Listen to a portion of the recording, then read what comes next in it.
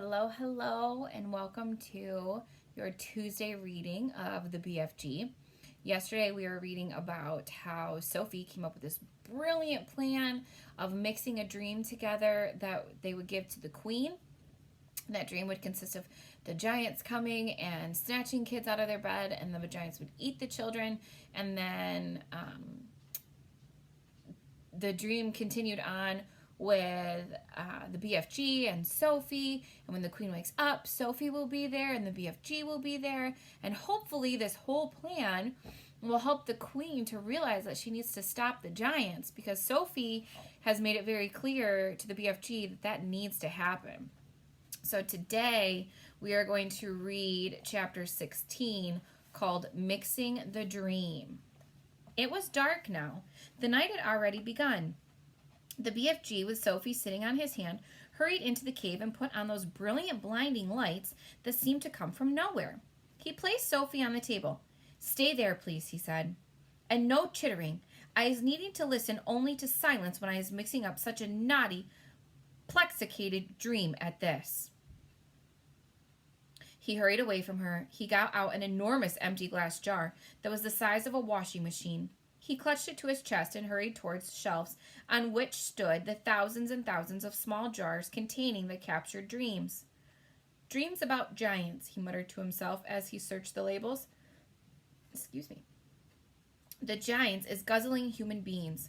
No, not that one, nor that one. Ah, here's one, and here's one." He grabbed the jars and unscrewed the tops. He tipped the dreams onto an enormous jar he was clutching, and as each one went in, Sophie caught a glimpse of a small sea green blob tumbling from one jar into another. The BFG hurried toward another shelf. "Now," he muttered, "I is wanting dreams about giggle houses for girls and about boggle boxes for boys." He was becoming very tense now. Sophie could almost see the excitement bubbling inside him as he scurried back and forth among his beloved jars. There must have been 50,000 jars altogether up there on the shelves, but he seemed to know exactly where every one of them was. "Dreams about a little girl," he muttered, "and dreams about me, about the BFG. Come on, hurry up, get on with it. Now, where is the wonky world I is keeping those?" And so it went on. In about half an hour, the BFG had found all the dreams he wanted and had tipped them into one huge jar. He put the jar on the table. Sophie sat watching him, but said nothing. Inside the big jar, laying on the bottom of it, he could clearly see about 50 of those oval sea green jellyish shapes, all pulsing gently in and out, some lying on top of others, but each one still quite a separate individual dream. "Now we is mixing them," the BFG announced. He went to the cupboard where he kept his bottles of frobscottle, and from it he took out a gigantic green beater. It was one of those that has a handle which you turn, and down below there are a lot of overlapping blades that go whizzing around. He inserted the bottom end of the contraption into the big jar where the dreams were laying. "Watch," he said. He started turning the handle very fast. Flashes of green and blue exploded inside the jar. The dreams were being whisked into a sea green froth. "The poor things," Sophie cried. "They is not feeling it," the BFG said as he turned the handle. "Dreams is not like human beings or animals. They has no brains. They is made of zazzamus." After a minute, the BFG stopped whisking. The whole bottle was now full to the brim with large bubbles. They were almost exactly like the bubbles we ourselves blow from soapy water, except these had even brighter and more beautiful colors swimming on their surfaces. "Keep watching," the BFG said. Quite slowly, the topmost bubble rose up through the neck of the jar and floated away. And a second one followed, then a third and a fourth. Soon the cave was filled with hundreds of beautifully colored bubbles, all drifting gently through the air. It was truly a wonderful sight. As Sophie watched them, they all started floating towards the cave entrance, which was still open. "They're going out," Sophie whispered. "Of course," the BFG said. "Where to?" "Those is all little tiny dream bits that I isn't using," the BFG said. "They is going back to the misty country to join up with the proper dreams." "It's all a bit beyond me," Sophie said. Dreams is full of mysteries and magic, the BFG said. Do not try to understand them. Look in the big bottle, and you will now see the dream you is wanting for the queen. Sophie turned and stared into the great jar. On the bottom of it, something was thrashing around wildly, bouncing up and down and flinging itself against the walls of the jar. Good heavens, she cried. Is that it? That's it, the BFG said proudly. That's it? It's horrible, Sophie cried. It's jumping about. It wants to get out.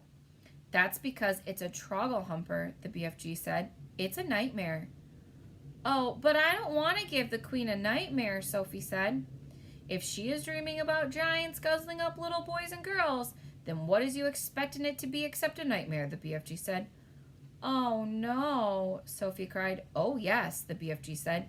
A dream you were seeing, seeing little children's chidlers being eaten is about the most frightsome troggle-humping dream you can get. It's a Kixie Boggle Thumper. It's a Wopsy Gobswitcher. It is all of them riddled into one. It is as bad as that dream I blew into the flesh lump eater this afternoon. It is worse. Sophie stared down at the fearful nightmare dream, and that was still thrashing away in the huge glass jar. It was much larger than the others. It was about the size and shape of, shall we say, a turkey's egg. It was a jellyfish. It had tingles of bright scarlet deep inside it. There was something horrible about the way it was throwing itself against the side of the jar. I don't want to give the queen a nightmare, Sophie said.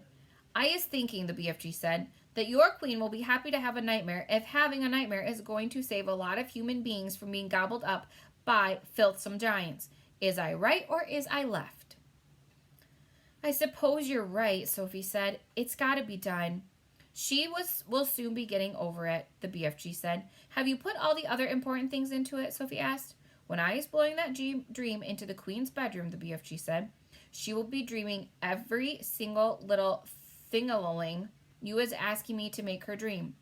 About me sitting on the windowsill? That part is very strong. And about a big friendly giant. I is putting in a nice long gibbet about it, the BFG said. As he spoke, he picked up one of the smaller jars and very quickly tipped the struggling, thrashing Trogglehumper out of the large jar into the small one. Then he screwed the lid tightly onto the small jar. That's it, he announced. We is now ready. He fetched the suitcase and put the small jar into it. Why bother to take a great big suitcase when you only got one jar, Sophie said. You could put the jar in your pocket. The BFG looked down at her and smiled. By goggles, he said, taking the jar out of the suitcase. Your head is not quite so full of grim sludge after all. I can see you was not born last week. Thank you, kind sir, the BFG said, Sophie said, making a little curtsy from the tabletop. Is you ready to leave? The BFG asked. I'm ready, Sophie cried. Her heart was beginning to thump at the thought of what they were about to do. It really was a wild and crazy thing.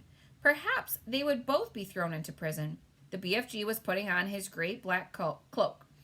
He tucked the jar into a pocket of his cloak. He picked up his long trumpet like dream blower. Then he turned and looked at Sophie, who was still on the tabletop. The dream bottle is in my pocket, he said. Is you going to sit in there with it during the travel? Never, cried Sophie. I refuse to sit next to that beastly thing. Then where is you going to sit? The BFG asked her. Sophie looked him over for a few moments. Then she said, if you could be kind enough to swivel one of your lovely big ears so that it is lying flat like a dish, that would make a very cozy place for me to sit. By gumbo, that is a squawkling good idea, the BFG said. Suddenly, he swiveled the huge right ear until it was like a great shell facing the heavens. He lifted Sophie up and placed her into it. The ear itself, which was about the size of a large tea tray, was full of the same channels and crinkles as a human ear. It was extremely comfortable. I hope I don't fall down your ear hole, Sophie said, edging away from the large hole just beside her. Be very careful not to do that, the BFG said. You would be giving me a cronking earache. The nice thing about being there was she could whisper directly into his ear. You is tickling me a bit, the BFG said. Please do not jiggle about. I'll try not to, Sophie said. Are you ready? Woo-wee, yelled the BFG. Don't do that. I didn't do anything, Sophie said. You is talking too loud. You is forgetting that I is hearing every little thing-a-ling 50 times louder than usual. And there you is shouting away right inside my ear. Oh gosh, Sophie murmured. I forgot that. Your voice is sounding like thunder and trumpets. I'm so sorry, Sophie whispered. Is this better?